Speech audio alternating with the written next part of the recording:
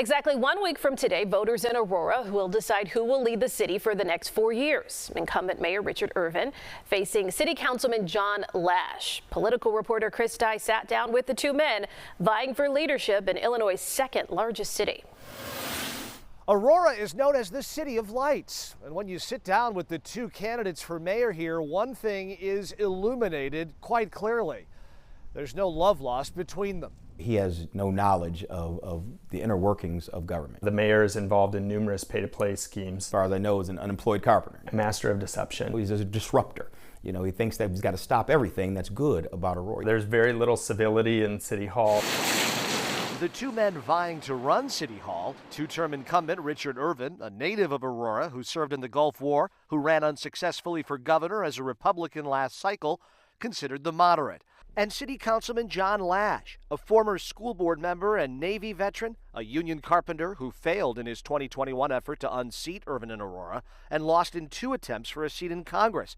He's considered the progressive. The biggest issue facing Aurora today is? I would say ethics and rising property taxes. Laesch says voters should be concerned about the recurrence of private companies funding Mayor Irvin's campaigns, then later securing public dollars for projects and investments around the city. The mayor is involved in numerous pay-to-play schemes that result in lucrative development deals where a developer donates heavily to the mayor's campaign, gets a multi-million-dollar subsidy from the Aurora taxpayers. You know, he says there's those numbers are inaccurate. He says there's pay-to-play going on. He says there's all this, you know, this violation of ethics going on. That's absolutely. Those numbers are inaccurate. Absolutely inappropriate. They like the fact they've created a relationship with the city of Aurora. They like the fact they created a relationship with the mayor, and of course they want to see that person that brought them to town stay in office.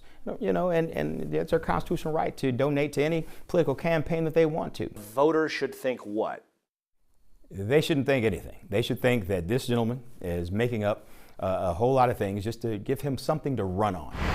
Last time Irvin ran, he won. Just like you. Then 8 months later, ran for governor. Are you promising to stay in this position for the next 4 years? And I love Aurora. I've been here my whole life, born and raised here. You know, and my priority and goal is to be the mayor for the next 4 years in the city of Aurora. That's not a yes.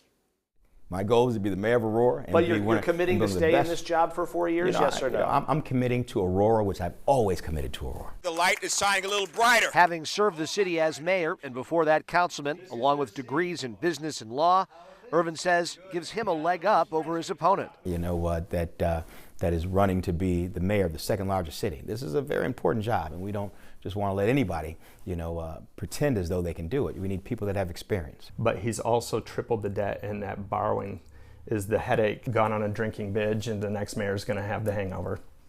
And you hope that person is you? Well, I don't want the hangover, but I do want the job. We have to put our city on stable financial footing. Irvin says the city is on the most stable financial footing in a generation, which led to an endorsement by the Chicago Tribune. He cites improving test scores in schools and crime stats moving in the right direction as hallmarks of his first 8 years. So I tell people to look at what is in front of them. Look at what you see when you walk in our downtown and you drive throughout our city and see all this development and all the cranes in the air which show success. Look at that and see the change from 2017 to now. For his part, Laesch wants a greener Aurora, debt consolidation, and infrastructure improvements, from replacing lead pipes to adding curbs and sidewalks where they don't exist.